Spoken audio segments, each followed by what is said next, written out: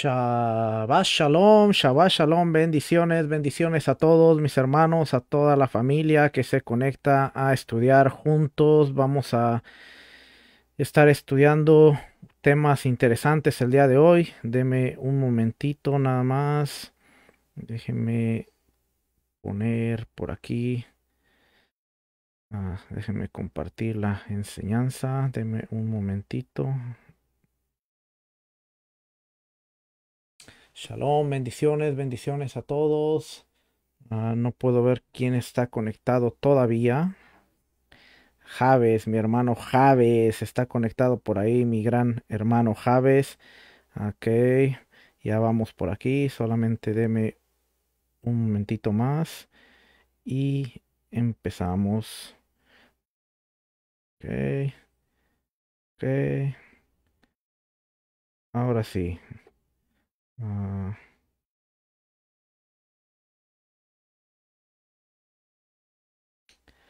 Ahora sí, shalom, bendiciones, Shabbat shalom, Javes, Javes Figueroa, mi hermano.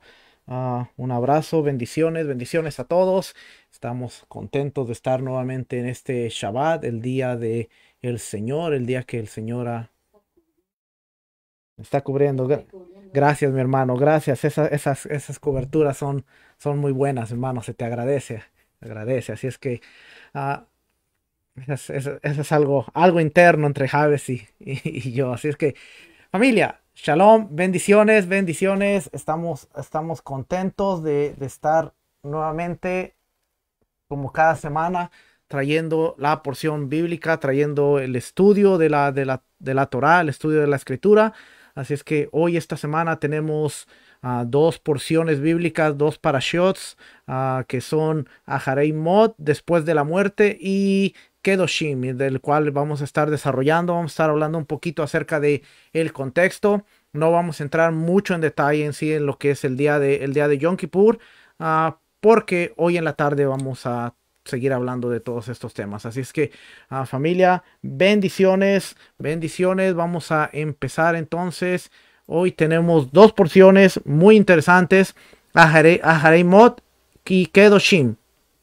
Vamos a hablar un poquito acerca sobre el día de reconciliación. Así es que Aharei Mot, Kedoshim. Aharei Mot es después de la muerte y Kedoshim es santos.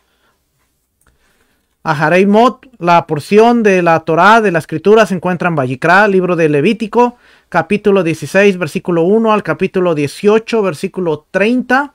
La porción de la Haftará, los profetas, los libros históricos, Amós, capítulo 9, versículo 7 al versículo 15, y Ezequiel, capítulo 22, versículo 1 al 16. El Brit Hadashah, los evangelios, las cartas apostólicas, escritos del primer siglo, Nuevo Testamento, Primera de Corintios, capítulo 6, versículo 9 al versículo 20. Kedoshim, la porción de la Torá, de la Escritura, se encuentra en Vayikra, libro de Levítico, capítulo 19 al capítulo 20, versículo 27. Y la porción de la Haftará, los profetas, libros históricos, se encuentra en Ezequiel, capítulo 44, versículo 15 al 31. Y el Brit Hadashah, evangelios, cartas apostólicas, libro de Lucas, capítulo 14, versículo 12 al 24.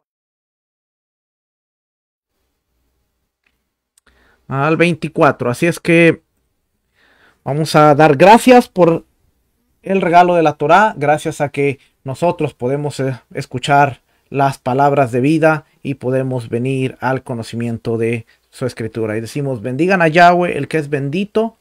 Bendito es Yahweh, el que es bendito por siempre. Bendito eres tú, Yahweh, nuestro Elohim, Rey del universo, que nos elegiste entre todos los pueblos y nos diste tu Torá. Bendito eres tú, eterno, que nos das la Torah. En hebreo diría Barhu et Adonai Mevorach, Baruch Adonai Mevorach Leolam Baed, Baruch Atar Adonai Elohenu Melech Haolam, Asher Baharbanu Mikol Ha'amim, Benatan Lanu et Torato, Baruch Atar Adonai Noten Ha-Torah. Amén, amén. Así es que vemos en el capítulo 16, Aharei Mot, después de la muerte de Nadab y Abiú. Y empieza diciendo el capítulo 16 de Levítico: habló Yahweh a Moisés después de la muerte de los dos hijos de Aarón, cuando se acercaron delante de Yahweh y murieron. Y Yahweh dijo a Moisés: di a Aarón, tu hermano, que no en todo tiempo entre en el santuario detrás del velo, detrás del propiciatorio que está sobre el arca, para que no muera, porque yo apareceré en la nube sobre el propiciatorio. Mira, una de las cosas que vamos a ver es que el capítulo 16 retoma de alguna manera el capítulo 10, porque en el capítulo 10 vemos la muerte de Nadab y Abiú. Y hablamos, cuando fue la porción, hablamos un poquito acerca de estos dos muchachos que habían sido consagrados 7 días, habían pasado el ritual de purificación, Moisés los había instruido, habían pasado todo el entrenamiento que requerido para ellos oficialmente convertirse en los representantes de Dios, los que iban a venir, iban a acercar a Israel a la presencia de Dios. Ellos eran sacerdotes, su papá era el sumo sacerdote, pero de alguna manera ellos estaban en la línea de descendencia para recibir el sumo sacerdocio. Eventualmente ellos se convertirían en sumos sacerdotes, ya que eran los hijos mayores de Aarón. Pero vemos que inferimos, de acuerdo a lo que dice después, que no se debería tomar vino. Algunos comentaristas dicen que estos jóvenes estaban bajo la influencia del alcohol, y el Eterno después dice: si algún sacerdote va a oficiar, no debe tomar vino. Ahora, esto no quiere decir que los sacerdotes no podían tomar vino en toda su vida, sino que cuando ellos estuvieran ministrando, cuando ellos estuvieran oficiando, ellos no podían tomar vino. De ahí se deduce que estos muchachos quizás estaban intoxicados, estaban influenciados por el alcohol, pero podemos ver a través de la escritura, simplemente para ponerlo de una manera sencilla y de una manera que podamos entender. Estos muchachos estaban haciendo algo que no se les había pedido, estaban transgrediendo, estaban cometiendo sacrilegio. Y de alguna manera nosotros vemos que la escritura dice que sale fuego de delante del Eterno. Ahora, esa expresión de delante, nos vamos a dar cuenta que básicamente es la misma expresión que nos dice que está aquí. Fíjese, dice aquí: di a Aarón y a tu hermano que no en todo tiempo entren en el santuario detrás del velo, delante del propiciatorio que está sobre el arca, para que no mueran, porque yo apareceré en la nube sobre el propiciatorio. Delante. ¿Qué significaba estar delante del Todopoderoso? ¿Qué significaba estar delante de Dios? Tener acceso al lugar más santo y poder entrar al lugar santísimo. Estos muchachos cometieron sacrilegio, hicieron algo que no tenían que hacer. ¿Por qué? Porque el incienso solamente le correspondía ofrecerlo al sumo sacerdote. Entonces ellos estaban haciendo algo que no les tocaba hacer. Como consecuencia, vemos que Moisés dice: saquen el cuerpo. Aarón, tú quédate aquí, no llores, no hagas luto. Eleazar, no lloren. Imagínense qué tremendo es esto, que tú ves que tus hijos mueren porque transgredieron el espacio sagrado, mueren, pero tú como padre no puedes despedirte de ellos, no puedes darles el último adiós. Tú tienes que, ¿por qué? Porque era portador de la santidad del Eterno. Y le dice: y la unción está sobre ustedes. La unción está sobre ustedes, sobre su ropa, que no pueden salir fuera del campamento. Entonces, lo sacan. Israel obviamente se da cuenta que los hijos de Aarón salen y saben el motivo y la razón por la cual están siendo sacados y han muerto, han transgredido, han cometido sacrilegio, han violado el mandamiento de Dios. Entonces ahora vemos que dice: habló Yahweh. Imagínense esta escena. Ya vimos que el capítulo 11, 12, 13, 14, 15 tiene que ver con pureza. Dios está hablándoles acerca de la pureza, lo que significa estar impuro, lo que significa estar puro. Pero ahora Dios quiere hacer llegar su mensaje y dice: habló Yahweh después de la muerte de los hijos de Aarón. Y le dice: cuando se acercaron delante de Yahweh y murieron, y Yahweh dijo a Moisés: di a Aarón tu hermano que no en todo tiempo entre en el santuario detrás del velo. Santuario detrás del velo, delante del propiciatorio que está sobre el arca, para que no muera, porque yo apareceré en la nube sobre el propiciatorio. ¿Ven? Así es que por eso empieza esa palabra diciendo así. Luego en el capítulo 19, Kedoshim, santos, que significa santo, dice: habló Yahweh a Moisés diciendo: habla a toda la congregación de los hijos de Israel y diles, santos, santos seréis porque santo soy yo, Yahweh vuestro Dios. Cada uno temerá a su madre y a su padre, y mis días de reposo guardaréis, yo vuestro Dios. Fíjense qué interesante, porque mientras en Aharei Mot, después de la muerte, Dios le está hablando a Aarón y le está diciendo, no puedes entrar al lugar santísimo cuando tú quieras, solamente cuando yo te diga. Después en la siguiente porción dice, ustedes tienen que ser santos. Y yo creo que esta es una expresión que nosotros hemos escuchado mucho, hemos oído mucho, hemos predicado mucho, hemos enseñado mucho, pero ha sido un mensaje incompleto, porque siempre se ha dicho, ser santos porque yo soy santos. La Biblia nos llama a ser santos, la Biblia nos instruye a ser santos, pero muchas veces el mensaje se queda ahí. Ahora, nosotros estamos viendo que de acuerdo a Levítico, capítulo 19, dice, habló Yahweh a Moisés diciendo, habla. Capítulo 16 es, habla a Aarón. Capítulo 19 es, habla a la congregación para que usted se dé cuenta que es todo Israel, tanto el sumo sacerdote que es el representante como ahora la congregación. Y le dice a la congregación de los hijos de Israel, diles, tienen que ser santos, santos seréis porque yo soy Yahweh, vuestro Dios que soy santo. Ahora la pregunta es, ¿cómo somos santos? Bueno, si nosotros empezamos a leer el versículo 3, vamos a darnos cuenta de que Dios está empezando a delinear, Dios está empezando a dar una descripción de alguna manera de lo que santidad se refiere. Y empieza diciendo, cada uno temerá a su padre y a su madre, y mis días de reposo guardaré, yo vuestro Dios.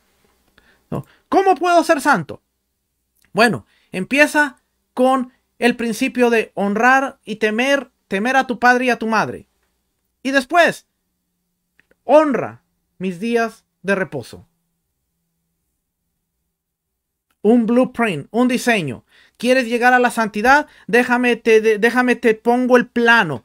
Para empezar, tienes que temer a tu padre y a tu madre. ¿Y qué es temer? Temer no es le tengo miedo, sino temer es reverenciar, es darle honra, es poner por alto a tu padre y a tu madre. Y segundo, fíjese el modo en que lo está poniendo, porque está poniendo el temor, la honra del padre y de la madre junto al día de reposo. Si nosotros no somos capaces de honrar, respetar, temer a nuestros padres, ¿cuán capaces seremos realmente de honrar, temer y reverenciar, santificar el Shabbat? Y esto está dentro de la porción que dice ser santos. Ahora, como le decía, muchas veces hemos predicado, enseñado, hemos escuchado esta palabra. No, Dios quiere que seamos santos. Dios nos llama a la santidad. Dios nos llama a la santidad. Ahora estamos escuchando aquí cómo empezamos a la santidad. El proverbista Salomón dijo, el principio de la sabiduría es el temor a Yahweh, a Dios. Muchas veces queremos ser sabios, pero la sabiduría, de acuerdo a Salomón, dice el principio de la sabiduría es el temor, la reverencia, la honra. ¿Cómo lo honramos? ¿Cómo lo reverenciamos? Siguiendo el patrón, siguiendo el blueprint, siguiendo el diseño que Él nos ha dado. Así es que cuando hablamos de santidad, debemos considerar absolutamente, y es de suma importancia, considerar el libro de Levítico, como siempre lo vengo diciendo, porque si no consideramos el libro de Levítico, si no consideramos el día de Yom Kippur, si no consideramos las leyes de pureza, si no consideramos las leyes sociales, si no consideramos todo lo que el libro de Levítico abarca, nuestro mensaje de la obra redentora de Yeshua, nuestro mensaje de la santidad va a ser incompleto y no vamos a poder entender el evangelio de la redención. No vamos a poder entender la obra de Yeshua. No vamos a poder entender el libro de Hebreos. Mire, una de las cosas que el libro de Hebreos es de los más mal entendidos es porque vemos que Yeshua, nuestro sumo sacerdote en el orden de Melquisedec, y lo vemos haciendo. Mire, yo quiero retarlo a que usted lea el libro de Hebreos con la mentalidad de Yom Kippur y el día de Yom Kippur. Tome el capítulo 16. Acompáñanos esta tarde, a las 5 de la tarde. Y usted se va a dar cuenta cómo tomamos el capítulo 16 del libro de Levítico. Y después tomamos el capítulo 9 del libro de Hebreos. Y usted se va a dar cuenta que paso por paso, tal y como Levítico nos está hablando, Yeshua está haciendo exactamente lo mismo. Eso quiere decir que el propósito y la función del libro del libro de Levítico, capítulo 16, el día de Yom Kippur, nos está apuntando a la obra de el Mashiach, del Mesías. Y cuando decimos Jesús murió por mis pecados, tenemos que volver a pensar realmente eso, porque Jesús murió por los pecados personales o Jesús murió por nuestra transgresión y desobediencia. ¿Y cuál fue realmente la obra que él hizo? Ahora, que nos limpia y que nos perdona nuestras transgresiones, sí, pero el decir Jesús murió por mis pecados personales es no conocer el propósito de la obra redentora de Yeshua el Mesías.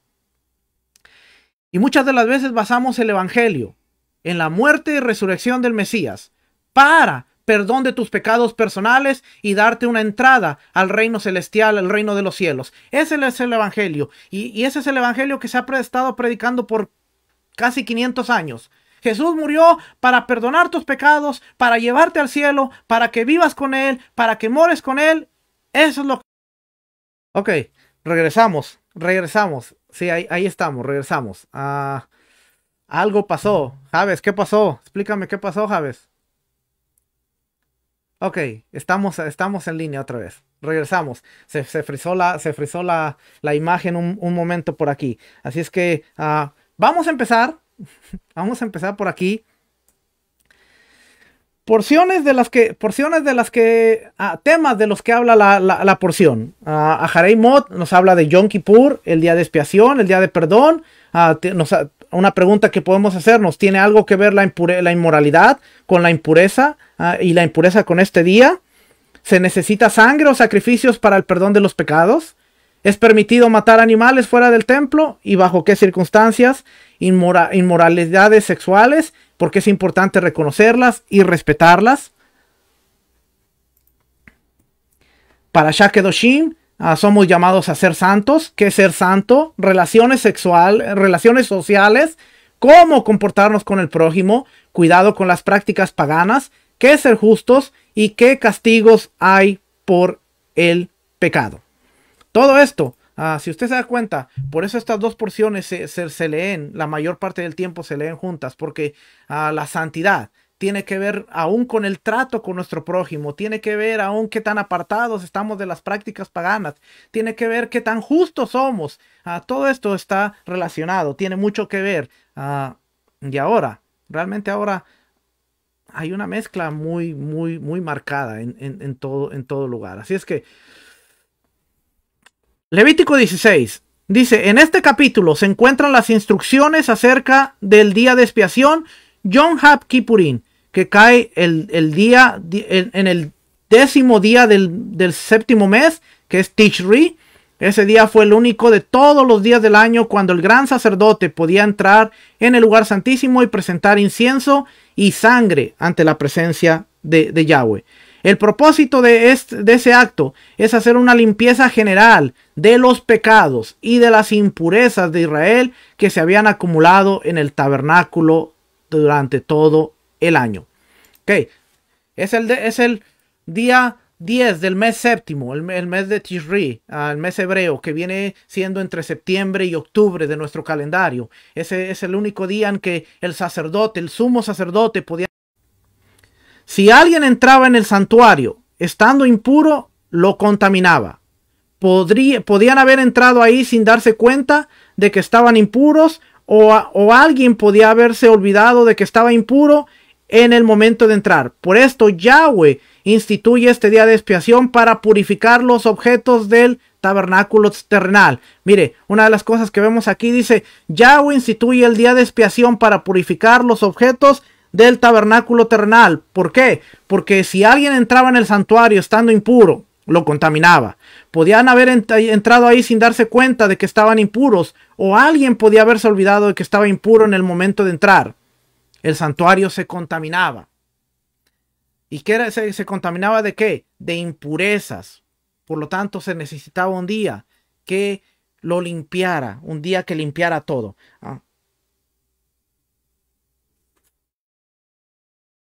Así es que vamos a ver por aquí. Dice, esta parashá nos enseña, Kedoshim nos enseña, esta parashá nos enseña que la santidad no es solamente para los sacerdotes y levitas, sino para toda la congregación de los hijos de Israel.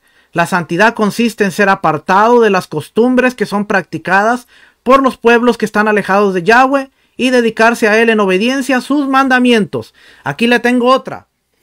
La santidad, el blueprint, el diseño de la santidad es ser apartado de las costumbres que son practicadas por los pueblos que están alejados de Yahweh y dedicarse a Él en la obediencia a sus mandamientos.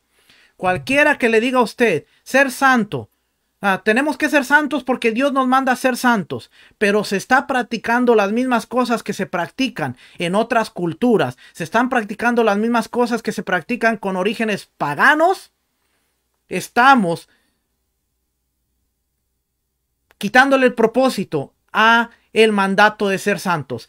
Cualquier persona que le diga tenemos que ser santos porque Dios nos manda a ser santos, cualquier persona que le diga la Biblia nos dice que tenemos que ser santos, pero que le diga ya no tenemos que guardar los mandamientos y ya no tenemos que ser obedientes porque la gracia no es suficiente y nos da el acceso ya a no cumplir con los mandamientos judíos, no tiene el verdadero sentido y propósito de lo que es santidad. Santidad en la función bíblica. Santidad en la definición bíblica la vamos a encontrar en que tenemos que ser apartados de las costumbres que son practicadas por los pueblos. Y una de las cosas que tenemos que hacer es hacer una auditoría.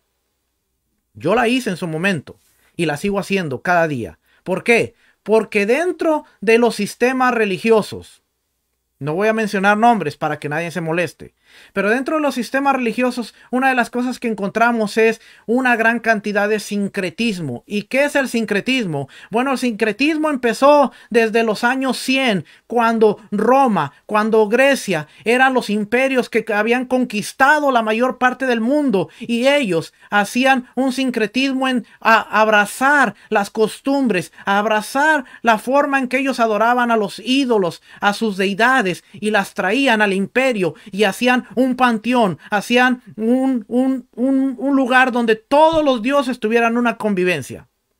El cristianismo y el judaísmo por un tiempo se impusieron a esto porque se opusieron a esto porque ellos adoraban al único Dios verdadero, adoraban al Dios de Abraham, de Isaac y de Jacob.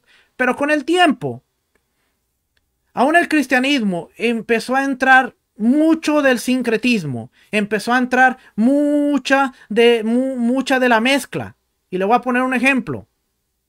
25 de diciembre. Se declara y se decreta que es el día en el cual nació Jesús, nació Jesucristo. Todo mundo vamos a celebrar el 25 de diciembre porque es el día que nació Jesús. Lo que no sabemos es que dentro del sincretismo, el 25 de diciembre es el día que nació Buda, es el día que nació Mitra, es el día que nació Osiris, es el día que nacieron muchas de las deidades de otras costumbres. Entonces, ¿qué estamos haciendo? Vamos a hacer un día en el cual aparentemente todo el mundo está celebrando a su Dios, pero están celebrando en el mismo día. Y eso es sincretismo. Y no hablemos de las demás cosas, solo es para que usted tenga un ejemplo. Ahora cuando decimos, estamos celebrando el 25 de diciembre porque fue el día que nació Jesús. Bueno, bíblicamente, ¿podemos probar qué día nació Jesús? Sí. Y bíblicamente yo le voy a decir que Jesús no nació el 25 de diciembre. Pero de acuerdo a la tradición y de acuerdo a la costumbre que aún fue establecida por los padres de la iglesia, estamos celebrando el 25, el mismo día que se le celebra a Mitra, el mismo día que se le celebra a Osiris, el mismo día que se le celebra a Buda, el mismo día que se le celebra ¿Por qué? Porque esta era la finalidad de Roma, esta era la finalidad de Grecia, hacer que todo el imperio, todos los pueblos que ellos estaban conquistando se acercaran y pudieran tener algo en común. ¿Qué es el nuevo orden? Nuevo orden mundial que quiere. Tener una religión en la cual todos se puedan unir. Piensen igual. Tengan los mismos valores. Tengan el mismo sistema de creencias.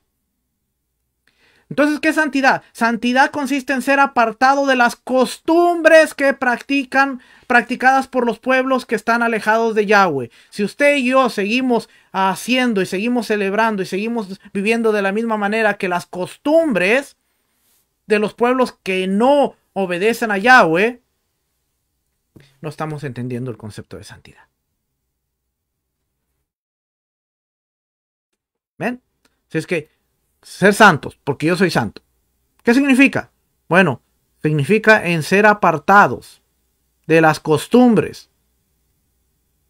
El mismo Padre dijo, cuando entréis en la tierra, no preguntéis cómo ellos adoran, no preguntéis cómo ellos sirven, porque ustedes son un pueblo apartado, ustedes son diferentes.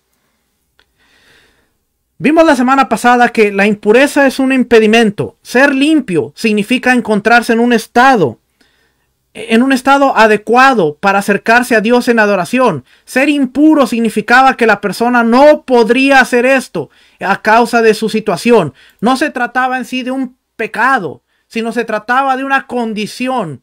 Tú tienes una impureza, tú tienes una suciedad, tú tienes una mancha que el mismo Dios Santo no puede permitir. Por lo tanto, no puedes acercarte a Dios. Esa fue la gracia por la cual Adán y Eva no murieron. Adán y Eva transgredieron una orden, transgredieron un mandamiento. No coman del árbol que está en medio del huerto, el árbol de la ciencia del bien y del mal. Porque el día que de él coman no mueran. El día que de él coman ciertamente morirán. Ahora le pregunto, ¿Adán y Eva murieron? No.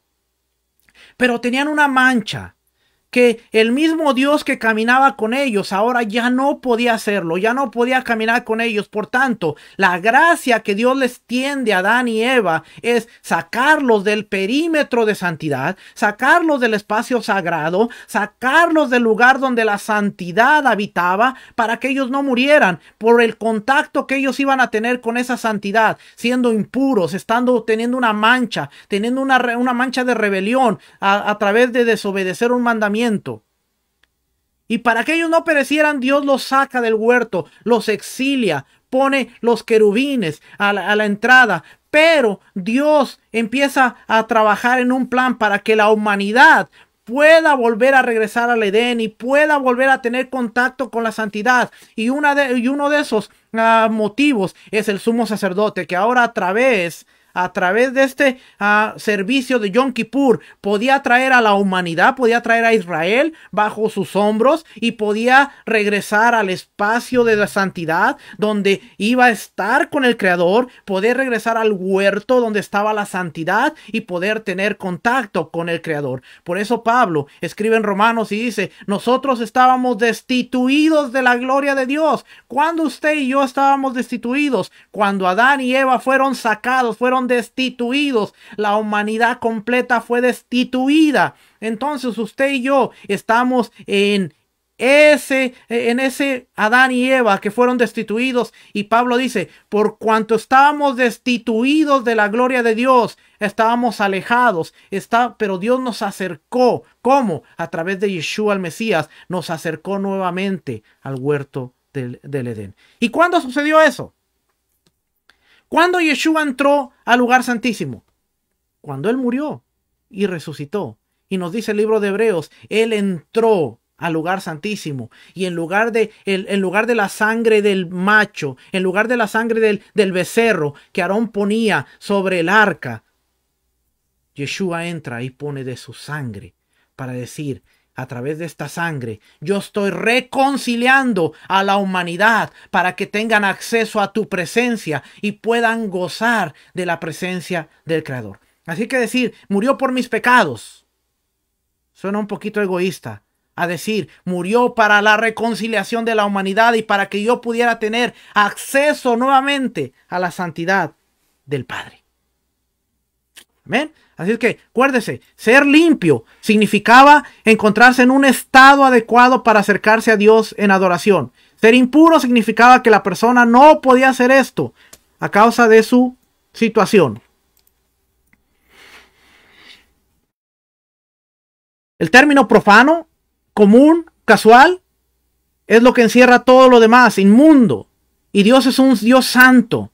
A medida que nos vamos a acercar, mientras más nos acercamos a un Dios, a Dios, más ritualísticamente puro tiene que ser si queremos sobrevivir.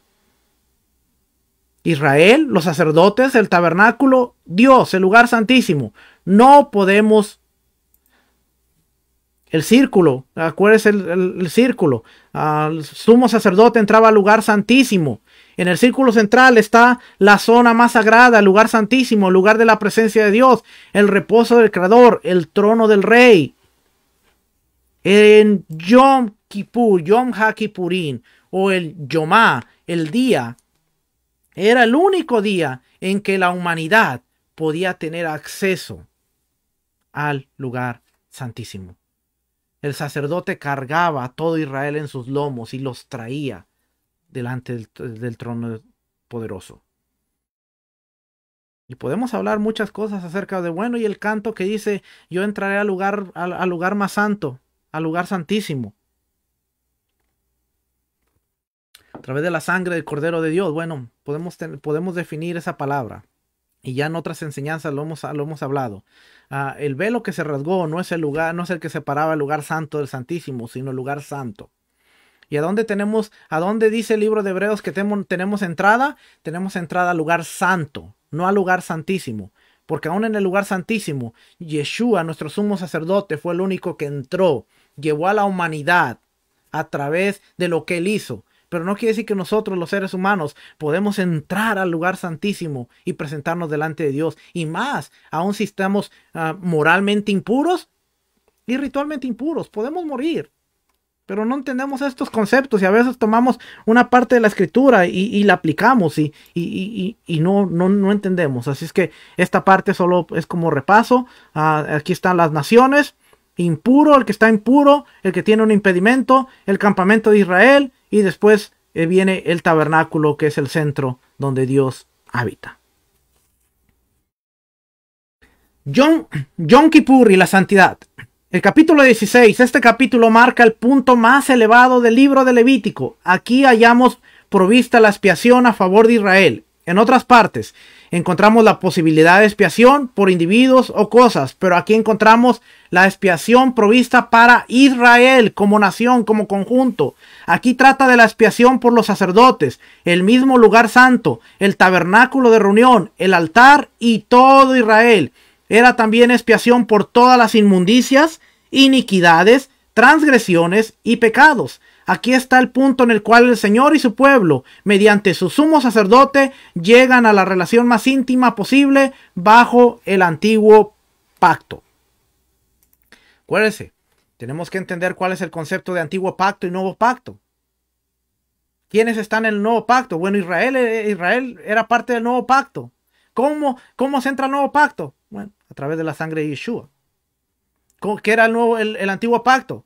Éxodo 24, cuando Moisés baja de la montaña y les lee las instrucciones del libro y el pueblo dice, todo lo que Yahweh ha dicho haremos. Mata un becerro y rocea de la sangre sobre el libro de las instrucciones, sobre el altar, sobre el pueblo y hace una conexión de fidelidad del Dios Altísimo a Israel y de Israel hacia el Dios Altísimo. Una fidelidad recíproca. Dios va a cuidar a Israel. Dios va a tomar a Israel como su pueblo, como su real sacerdocio, como su nación santa. Pero Israel tiene la fidelidad a su rey. No se hará dioses, no se hará imágenes, no se postrará, le deberá fidelidad al Dios de los cielos. Transgreden el mandamiento. Se hacen un becerro de oro y automáticamente el pacto tiene que ser renovado. Desde ahí el pacto se renueva. Después Israel comete transgresión, se va a la dispersión, se van a todas las naciones y ahora el Padre dice, voy a hacer un nuevo pacto con la casa de Israel, con la casa de Judá, en el cual yo pondré sus leyes, mis leyes en su mente y en su corazón, pondré mi Torá para que sea su estilo de vida y la sellaré como a través de la sangre del Mesías.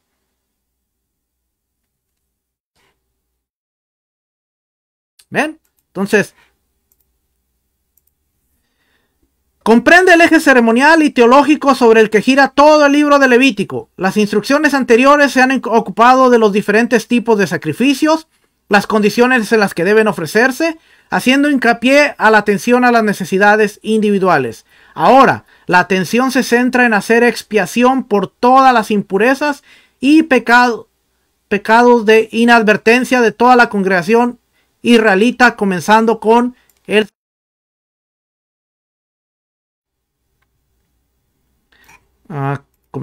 sacerdocio. La seriedad de esta ocasión es indicada.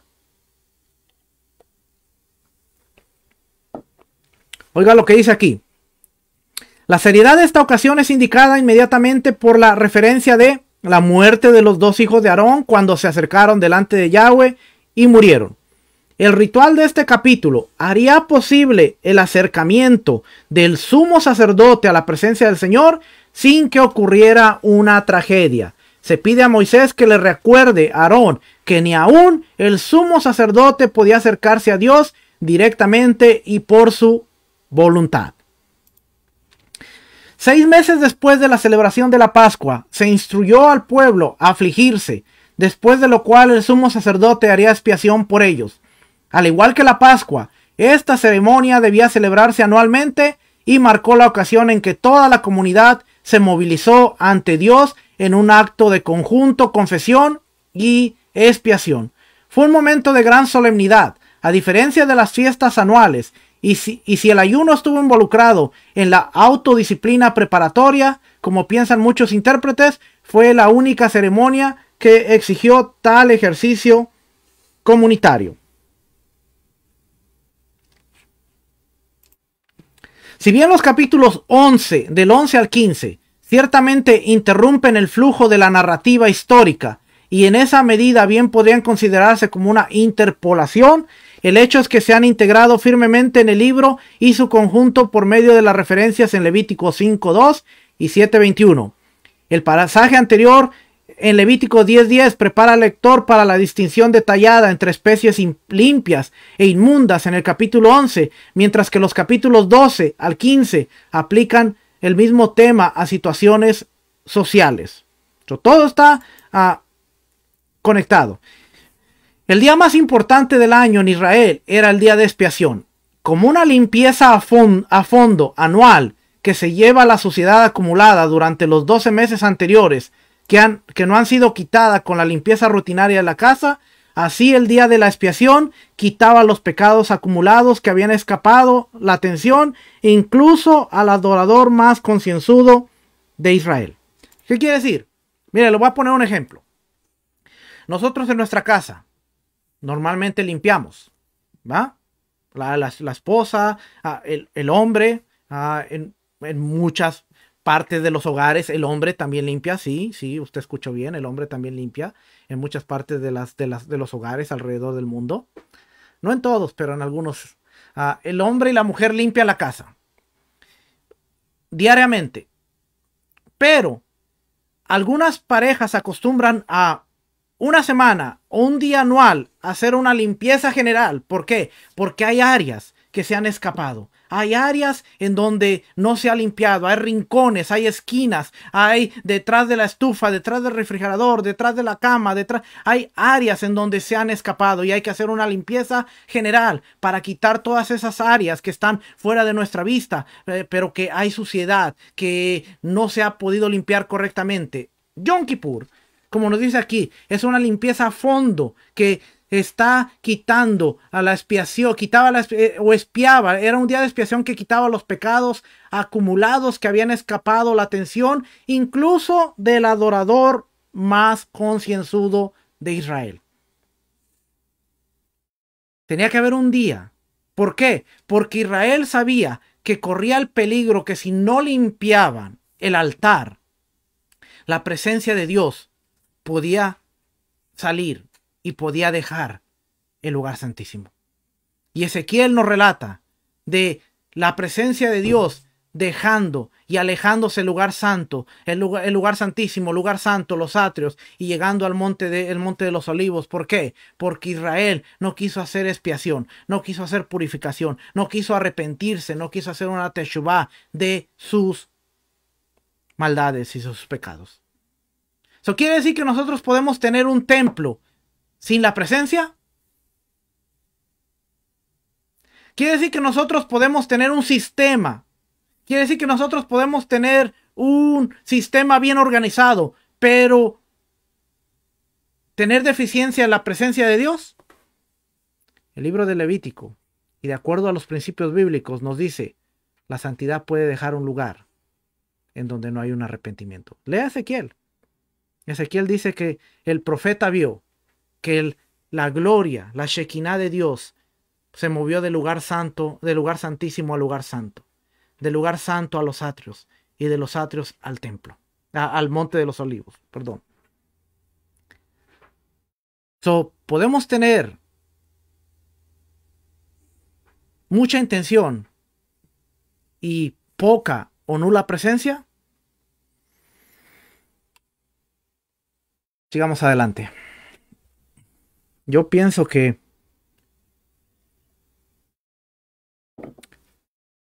por eso hay algunas formas de ministrar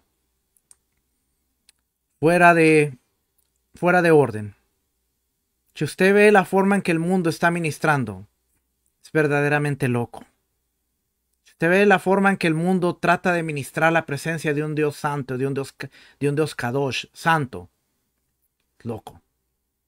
Desde el martillo, agarrarte a martillazos, agarrarte con una escoba, con un balón, lavarte los pies, echarte encima coca, echarte encima refresco, soda, tomarte el agua y luego dártela a ti, tocar partes, aún partes íntimas de las personas. Y muchas veces el pueblo está celebrando todas estas locuras y formas de ministrar. ¿Por qué? Porque la gloria de Dios está aquí y queremos revelarla. Cuando tenemos que entender cómo realmente se maneja un Dios santo y cómo realmente es su santidad.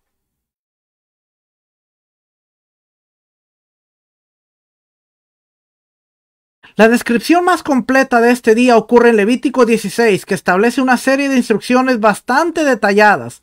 Aunque el Señor se dirige a Aarón a través de Moisés, el pueblo de Israel también es receptor, al igual que el sumo sacerdote. Al final de este capítulo queda claro el vosotros, en el versículo 29, del 29 al 34 del capítulo 16, que se refiere a la comunidad entera de Israel. No solo a Aarón, sino a toda la comunidad. Si alguien entraba al lugar santísimo y se exponía al riesgo de que la santidad de Dios se desatara y lo matara. Por lo tanto, Aarón debía acercarse a la presencia majestuosa de Dios con extrema precaución, tal y como resalta en el hebreo enfático, que se ha perdido con la traducción. El Señor no dice simplemente Aarón podrá entrar en el lugar santo con esto, sino más bien en el hebreo original diría Aarón solo podrá entrar de esta forma. Era necesario seguir los preparativos y los procedimientos establecidos. Lo quiere decir que Dios le está diciendo a Moisés, Aarón solo puede entrar al lugar santísimo de esta forma. Hay reglas, hay normas. Cualquiera que entre fuera de tiempo, fuera de lugar o de la forma incorrecta, va a morir. ¿Por qué? Porque el Señor, nuestro Dios, es amor. Pero también hay una partecita donde dice, es fuego consumidor. Y cuando usted lee la historia de Nadab y Abiú, dice que salió fuego de delante, salió fuego del lugar santísimo, salió fuego de delante de Yahweh y los consumió. El Señor es fuego consumidor. Si una cosa que tenemos que entender hoy en este tiempo, hermano, es esa partecita de que nuestro Dios sigue siendo un Dios de fuego consumidor. Dios es amor, Dios nos ama, Dios ama al pecador, sí, pero existe la parte de que si nosotros seguimos necios en vivir de manera desordenada, también Dios es un Dios de fuego consumidor. Y era necesario que seguir los preparativos y los procedimientos establecidos.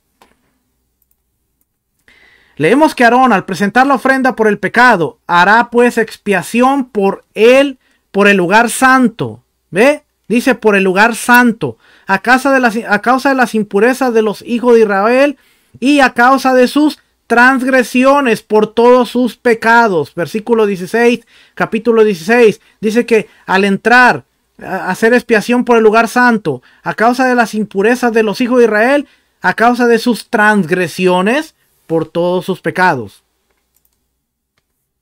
¿Por qué hizo expiación Yeshua? A causa de la transgresión nuestra, por nuestros pecados y la transgresión de ¿qué? De la Torá. Por eso Colosenses dice que él clavó en la cruz el acta de los decretos que nos era contraria.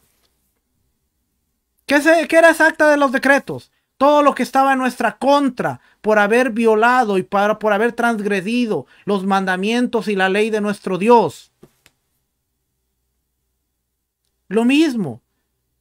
Aarón hacía expiación por el tabernáculo, por el lugar santo, a causa de las impurezas de los hijos de Israel y a causa de la transgresión. Y Yeshua toma el acta que nos era contraria, la clava en la cruz, haciendo una expiación por las transgresiones de nuestra manera de vivir.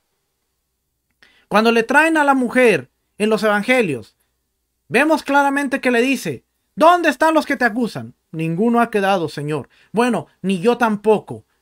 Ve, eres libre, pero ve y no peques más. Pastor, ¿y qué es pecar? Pecar es fumar, pecar es tomar, pecar es adulterar, pecar es... Pecar de acuerdo a la descripción bíblica, la definición bíblica. Primera de Juan capítulo 3, el que peca es aquel que transgrede, es aquel que no obedece, es aquel que viola los mandamientos de Dios. Esa es la definición de pecado. No el pecado de adulterio, el pecado de borrachera, el pecado de drogadicción. No, pecar de acuerdo a la Biblia, pecar, primera de Juan capítulo 3, peca el que transgrede, el que viola, el que desobedece la ley, la Torah.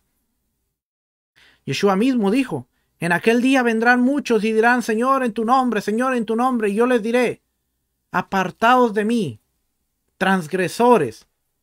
La palabra anomía es que han violentado, que han transgredido, hacedores de mi maldad, hacedores de maldad, que es transgredores, anomía, que han desobedecido, que no han obedecido mis mandamientos. ¿Ven? Así que por eso vemos que Aarón entraba al lugar santo a causa de las impurezas de los hijos de Israel y a causa de sus transgresiones por todos sus pecados. Asimismo, el versículo 19 dice que al rociar la sangre del novillo en el altar, Aarón lo limpiará y lo santificará de las impurezas de los hijos de Israel. No les, sino lo. El versículo 20 dice que Aarón hará expiación por el lugar santo. Aquí vemos que dice: lo limpiará, lo santificará. No vemos que dice los limpiará, no vemos que dice los santificará refiriéndose al pueblo, sino que está refiriéndose al tabernáculo, está refiriéndose al altar, está refiriéndose al arca, está refiriéndose a todo lugar. Dice lo hará expiación por el lugar santo, hará expiación por el tabernáculo, hará expiación por el altar, lo limpiará, lo santificará. Ve, no está hablando de la gente, sino está hablando de las cosas.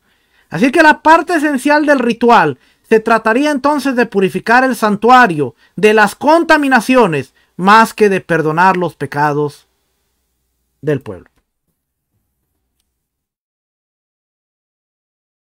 Era más, se trataba más de limpiar, purificar el santuario que de perdonar los pecados del pueblo.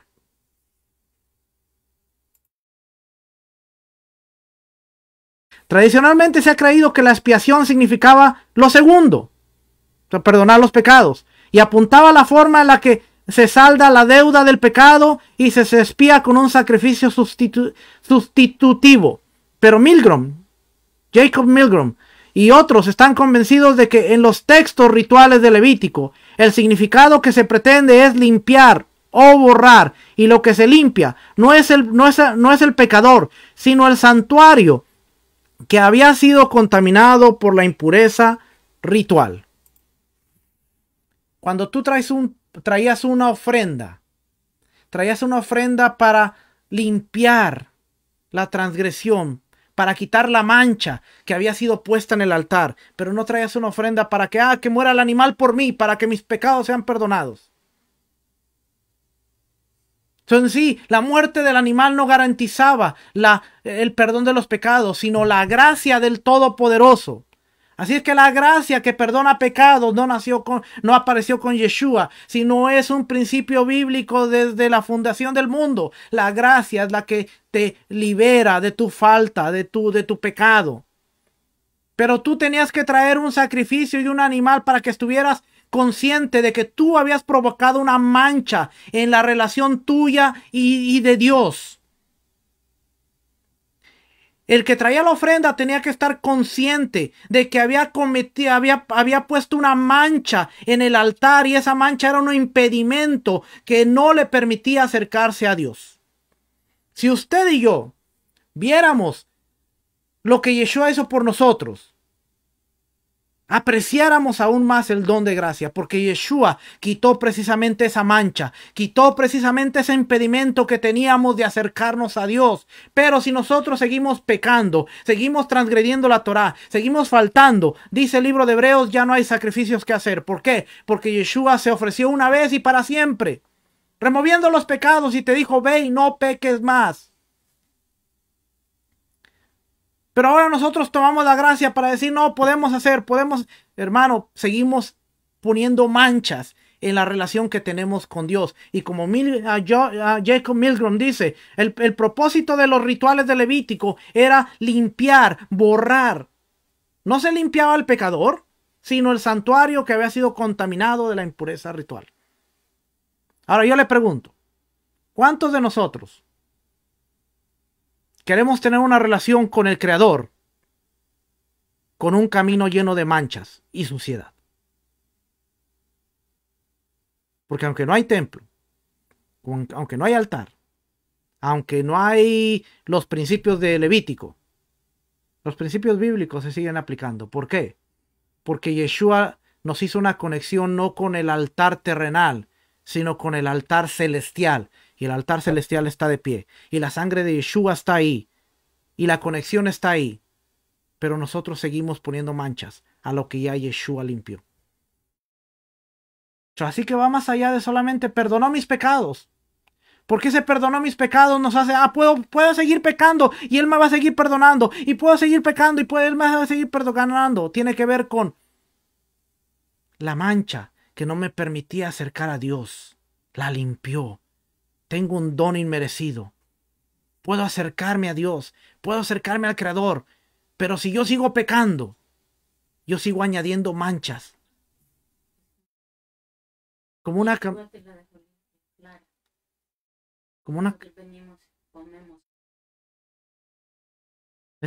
como una camisa, exactamente. Mire, mi esposa me está diciendo una camisa. Usted tiene una camisa blanca, limpia.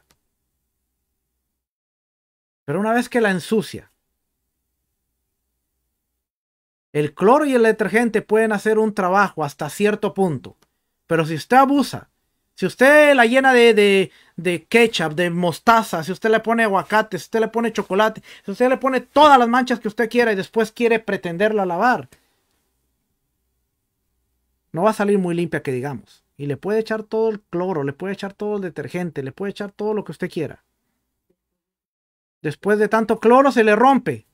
Después de tanto cloro va a salir llena de hoyos, porque el cloro la va a romper.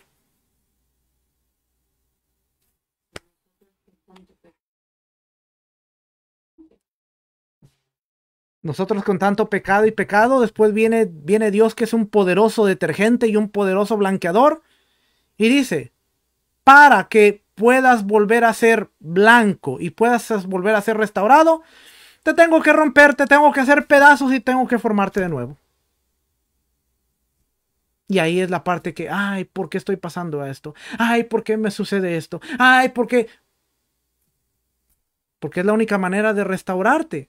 Porque tú no entendiste las manchas que estabas poniendo en la relación tuya con Dios. Ahora tú tienes que estar consciente de todo lo que hiciste, así como Israel venía y traía un animal y decía, yo soy consciente de las manchas que yo provoqué en mi relación con Dios. Ahora Dios te tiene que hacer pedazos, te tiene que destruir, te tiene que hacer nuevo para que tú entiendas que tú provocaste muchas manchas en tu relación con Él. Por lo tanto, para restituir esa relación Dios-hombre, Dios tiene que trabajar contigo y te va aplastar y te va. Pero no, muchos queremos, yo acepto a Yeshua, vengo a Jesús y mi relación automáticamente, yo no tengo que pasar nada. No, hermano, el proceso más duro de una restauración es entender el proceso, porque en ese proceso nosotros vamos a ser conscientes. Tenemos que ser conscientes de lo que conlleva. Porque si no somos conscientes de ese proceso, vamos a ser sanos, vamos a ser salvos, pero vamos a estar enfermos en el alma, espiritualmente. ¿Por qué? ¿No le ha pasado a usted que hay personas que son bien santas, bien santas, que nunca se equivocan y nunca tienen falta? La culpa es de la esposa, la culpa es del pastor, la culpa es del hermano, la culpa es de los hijos, la culpa es de todo mundo. Nadie me entiende, nadie me comprende porque yo soy bien santo. Esa persona no ha entendido el proceso de restauración. Que en ese proceso de restauración, tu orgullo, tu ego, tiene que ser hecho pedazos para que tú entiendas que tú fuiste culpable de muchas de las cosas que sucedieron. La culpa no es de tu esposa, la culpa también es tuya. La culpa no es de tus hijos, la culpa también es tuya. La culpa no es del pastor, la culpa también es tuya. La culpa no es del sistema, la culpa es tuya. La culpa no es de que el dólar suba, el dólar baje, la gasolina, la culpa es tuya, que no sabes administrar tu dinero. Pero como ahora lo más fácil es, no, es culpa del diablo, no, hermano, échele culpa del diablo, usted reprenda, usted échelo fuera, usted pisoteelo, porque Deuteronomio dice que nos hizo estar por cabeza y no cola, y por lo tanto, él lo puso a la planta de los pies y usted se para en el altar, y hoy pisoteamos al diablo, y hoy le decimos al diablo, y hoy amamos al diablo. Y la próxima semana no tienes para la renta. Ni la próxima semana no tienes para comer. ¿Por qué? ¿Porque fue culpa del diablo o porque tú no supiste administrar tu dinero? Pero como se nos enseña una restauración en donde, hermanito, usted se ganó el ticket de la lotería, acepta a Jesús y usted le pegó al premio mayor y usted es millonario toda su vida, decrete, pida, haga y gloria a Dios, aleluya. No.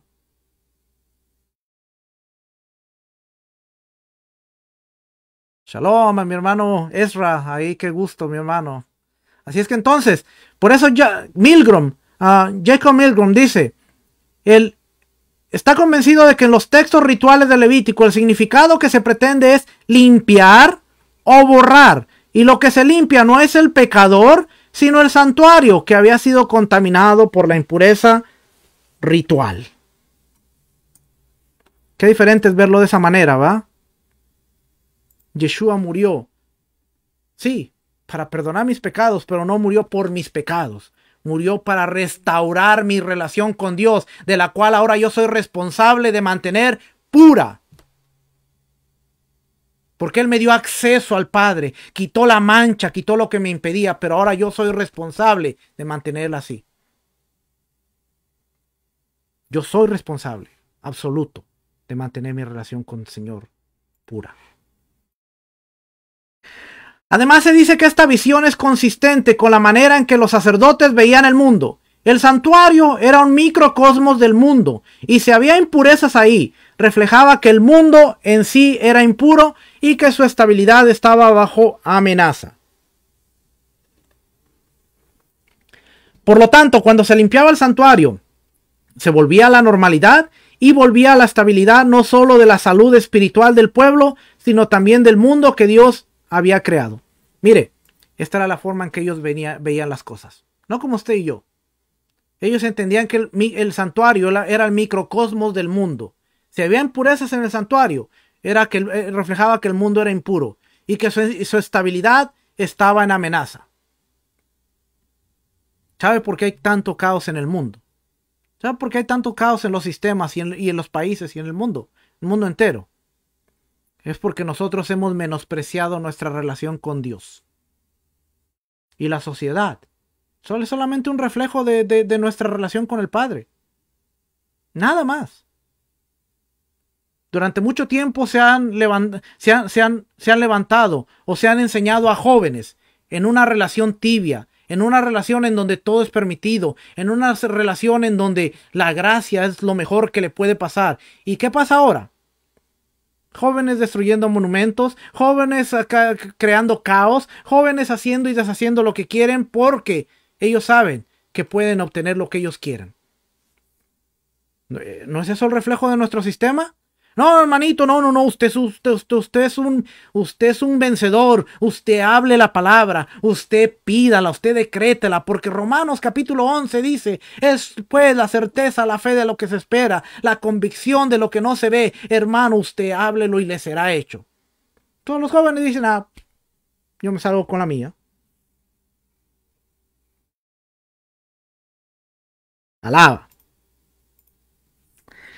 Todo esto lleva a Jacob Milgrom, a decir que hay dos ritos diferentes en el día de expiación. Uno que purifica el santuario de la impureza ceremonial a través de una ofrenda de purificación, y otro que hace expiación por la culpa moral del pueblo a liberar el macho cabrío expiatorio.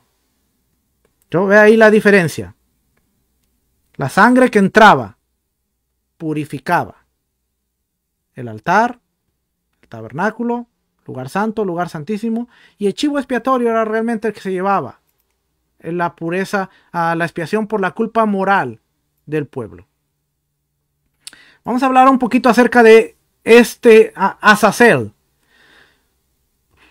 Algunos creen que la palabra Azazel viene de dos palabras hebreas, que es chivo, y azal, es azal, que significa, azal significa soltar y apagar. Así que la traducción Azazel, la traducción de Azazel sería el chivo que desaparece, haciendo alusión que son los pecados que se desaparecen. La interpretación más común es que es una referencia a un ser, un espíritu. Esta es alguna de las interpretaciones.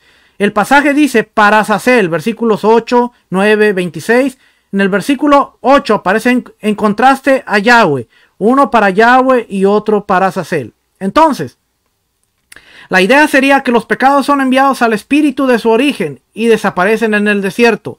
El problema con esto es que la Biblia condena el sacrificio para los espíritus. Entonces, si nosotros tenemos la mentalidad de que entonces era para Azazel, vamos en contra de la palabra que dice: no sacrifiquéis para los ídolos, los espíritus. Esto no era un sacrificio para Azazel.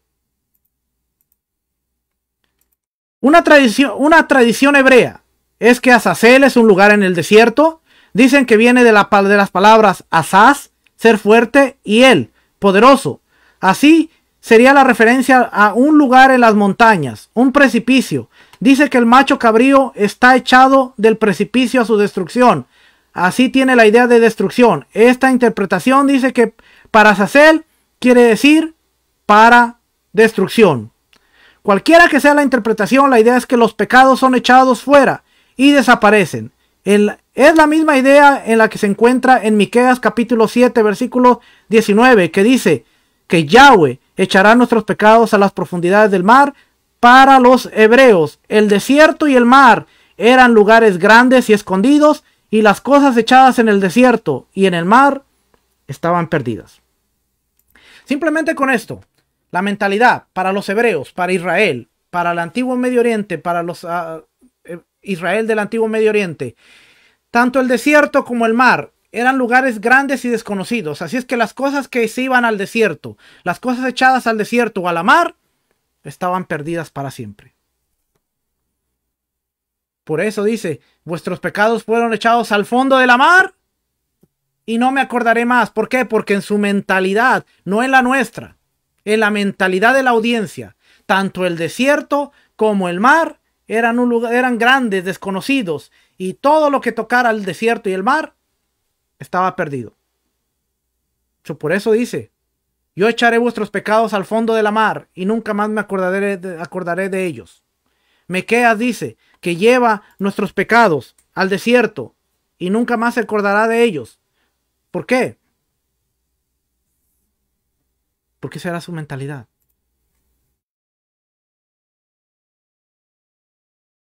Vamos a hablar un poquito de contexto. Fíjese, Cercano Oriente, una cantidad de rituales eteos muestra la transferencia del mal a un animal que entonces es echado lejos. En algunos casos se consideraba al animal como una ofrenda para aplacar a los dioses o un tipo de sacrificio a los dioses, pero en otros es simplemente un medio de eliminar lo malo. Los rituales mesopotámicos que transferían la impureza a menudo veían al animal como un sustituto del individuo, que entonces llegaría a ser el objeto del ataque demoníaco en lugar de la persona.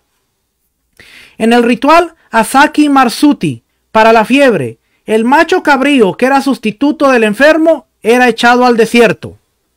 Oiga, esto es el contexto. Todos estos diferían significativamente de la práctica israelita, en que eran actuados por medio de encantamiento, o sea, recitando palabras de poder. Un concepto totalmente ausente en el ritual israelita. No había encantamiento, no había palabras. Además, la práctica israelita no exhibía ninguna intención de aplacar la ira de una deidad o un demonio, aunque era la motivación más común en los rituales del Cercano Oriente. Las demás naciones lo hacían. Los Mesopotamia, dice, tomaban a un chivo.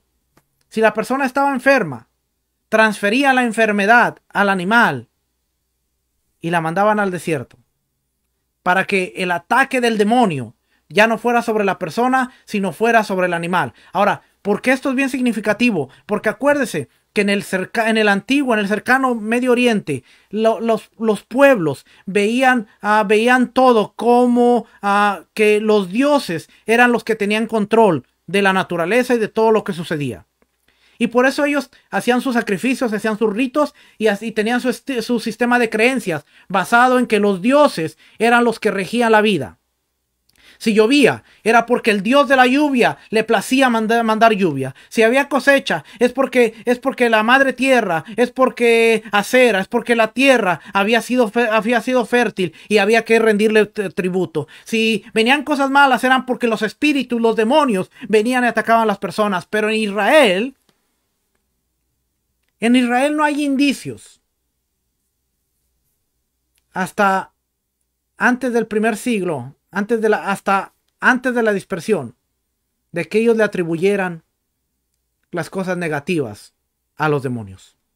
Sino más bien ellos sabían que venían cosas malas a la vida como consecuencia de haber transgredido los mandamientos.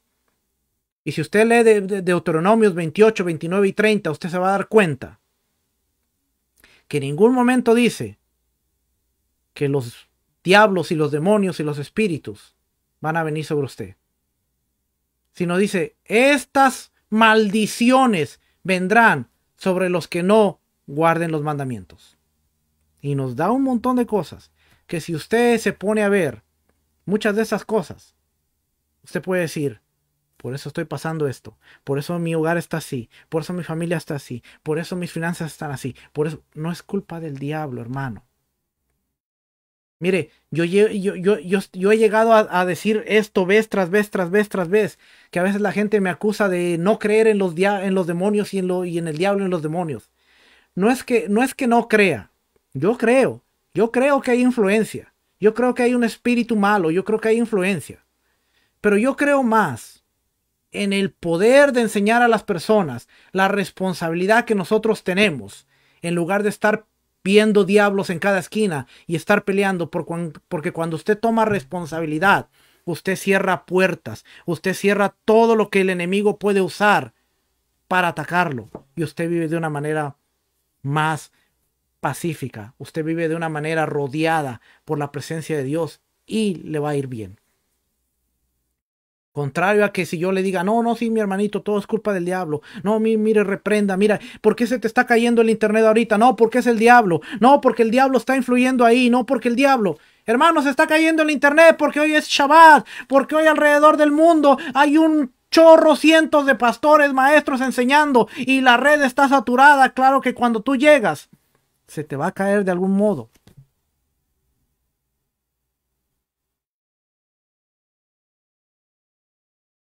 El diablo tiene influencia, claro. O sea, que yo me pare en un lugar y que diga, no, no, el diablo no existe, hermano. Eso sería muy loco de mi parte. Claro que existe. Claro que puede atacar a una persona, puede afectar, sí. Pero puede afectar más cuando usted le está abriendo las puertas. Reprende y dejando la puerta de par en par. Yo te reprendo, diablo, te reprendo, diablo. Y el diablo dice, pues, ¿de qué se trata esto? Me reprendes, pero me abres la puerta. Ponte serio. La frase muy conocida por los puertorriqueños. Póngase serio, siervo. Póngase serio. ¿De qué se trata? ¿Ven? Así es como el antiguo Medio Oriente veía las cosas. Por último, en Kedoshim tenemos reglas que gobernaban la vida religiosa del pueblo, relacionadas con los sacrificios, la limpieza moral, los sacerdotes, las fiestas, el tabernáculo, los años sabáticos, la idolatría y los votos. Estas reglas habían de gobernar la vida diaria del pueblo en el desempeño de sus funciones religiosas, especialmente las ceremonias y el cumplimiento de sus obligaciones. ¿Por qué está relacionado a Harei Mot, que habla de Yom Kippur, que habla de la purificación del altar? Porque después de la purificación viene una serie de reglas que van a gobernar la vida, tanto religiosa como moral del pueblo. Muchos tienen que ver con los sacrificios, pero muchas tienen que ver con la limpieza moral, no solo de los sacerdotes, las fiestas, el tabernáculo, los años sabáticos, la idolatría, los votos. Y dice aquí, estas reglas habían de gobernar la vida diaria del pueblo en el desempeño de sus funciones religiosas. Siendo que el día de expiación expone en grado superlativo el significado del sacrificio en la vida del pueblo del pacto e indica la singular santidad de la sangre, puesto que en este día la sangre expiatoria se introduce en el lugar santísimo y se vierte sobre la misma arca del pacto, para obtener la remisión de todos los pecados de la totalidad del pueblo, es apropiado que después reciban el énfasis especial los dos aspectos del sacrificio que especialmente interesan a la totalidad del pueblo. En el mundo antiguo, toda matanza de animales, ¿qué significa la matanza de animales para comer en sacrificio? Capítulo 17, versículo 1 al 9. Bueno, en el mundo antiguo, toda matanza de animales era considerada como sacrificio. En hebreo, la palabra común para sacrificio era sabak, cuyo significado original es matar. Algunos creen que en el primitivo cercano oriente, el empleo de animales domésticos para la alimentación era raro y que toda la matanza estaba relacionada con los sacrificios. Tal vez haya sido así. Debe recordarse que el mundo no diferenciaba lo sagrado de lo secular tanto como lo hace el hombre occidental. En el mundo antiguo, ¿por qué hay unas restricciones en cuanto al matar los animales y cómo debían matarse? Porque cuando una persona iba a matar a un animal, involucraba un sacrificio. Las personas no comían carne todos los días, hermano.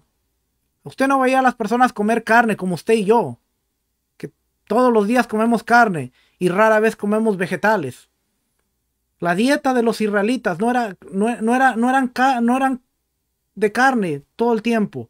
¿Cuándo comían carne? Cuando ellos traían una ofrenda al templo y cuando parte de esa ofrenda era dada para que ellos pudieran comer. Entonces, por eso vemos que el hombre dice, el hombre primitivo no diferenciaba. El mundo occidental, no diferenciaba lo sagrado de lo secular, tanto como si lo hacemos nosotros.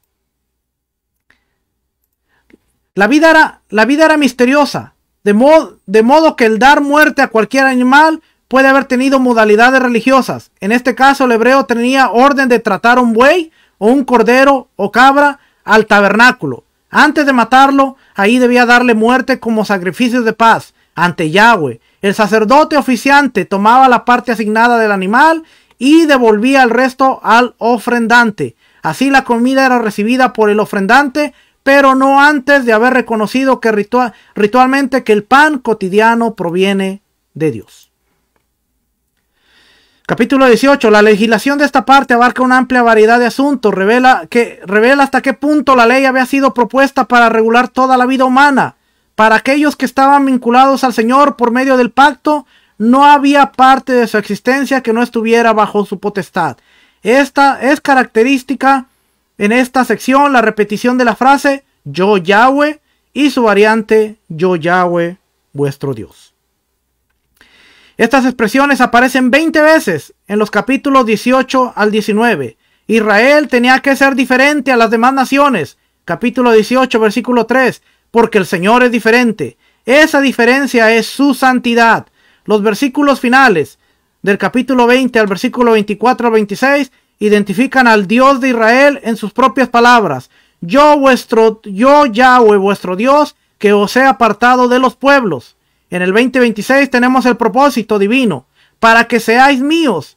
En todo lo mencionado se revela de lo que significa ser santo en las relaciones sociales y religiosas.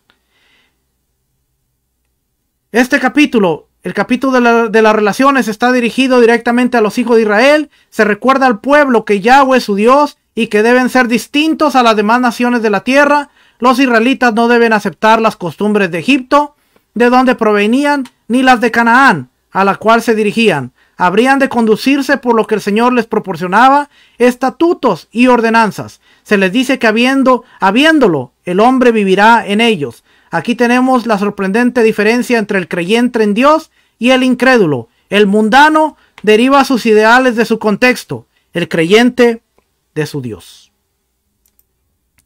Así es que, en el capítulo 19, de versículo 1 al 4, descubrimos santidad, palabra clave de Levítico. Dios es la fuente de santidad. Dios es la norma de santidad. Santidad es separación del mal y separación para Dios. La razón para ser santos es porque Yahweh va a darles una tierra que fluye leche y miel. Yahweh les ha separado de los pueblos del mundo para ser un pueblo distinto. Dios echaría a la gente pagana de la tierra. No les echa para poner a otro pueblo igual en la tierra, sino para establecer a un pueblo santo. Por esto, si no cumple, les vomitará de la tierra. Dios les dice, voy a echar al amorreo, al jebuseo, al eteo, al fereceo, porque su maldad ha llegado hasta mí y la tierra los vomitará. ¿Qué quiere decir? Que a ustedes los he apartado como pueblo santo, apartado, separado, pero para que ustedes sean diferentes, para que ustedes no vayan y entren a la tierra y cometan las mismas barbaridades que cometían ellos, que sean un pueblo distinto. Hoy, lamentablemente, y lo digo, no para ofender a nadie,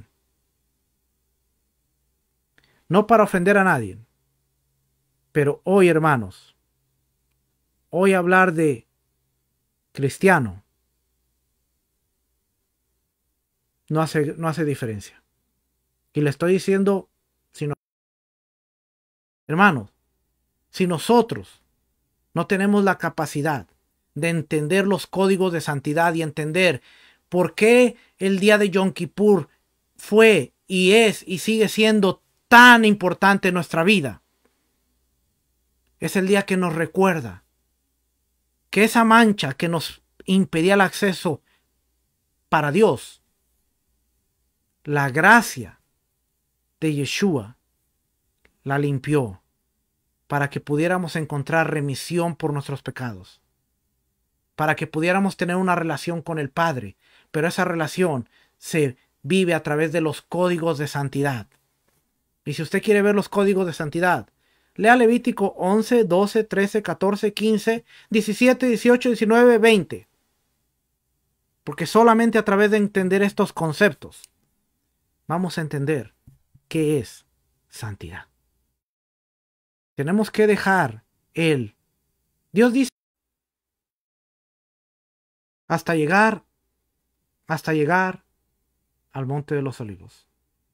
Mano, podemos estar engañándonos nosotros, diciendo, Dios está con nosotros y estamos viviendo en santidad, cuando la presencia de Dios está muy lejos. Familia, ¿qué más podemos decir? El internet nos dio lata hoy.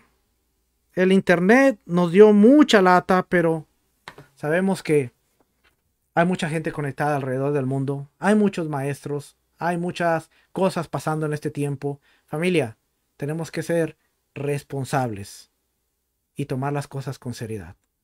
Somos responsables de muchas cosas que nos suceden y que nos pasan. Si hay un concepto que a veces no entendemos, es el concepto de la retribución. ¿Cómo yo puedo entender el concepto de la retribución, pastor? Para ponerte un ejemplo fácil, Zaqueo. Zaqueo dice que Yeshua fue y visitó su casa.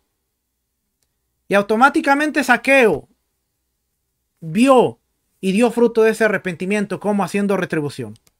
A todos los que he robado, a todos los que he insultado, a todos los que he hecho mal, voy a devolverles con creces. Voy a pagarles y voy a pagarles con creces. ¿Cómo es la retribución? Al que tú ofendiste y al que tú hiciste mal, tienes que retribuirle, hermano. Y a veces se nos va a pasar factura de las cosas que hicimos. Amén. Familia, conéctese esta tarde para seguir estudiando. 5 de la tarde a 7 de la tarde tenemos nuestro segmento de la historia del cristianismo o el cristianismo a través de la historia.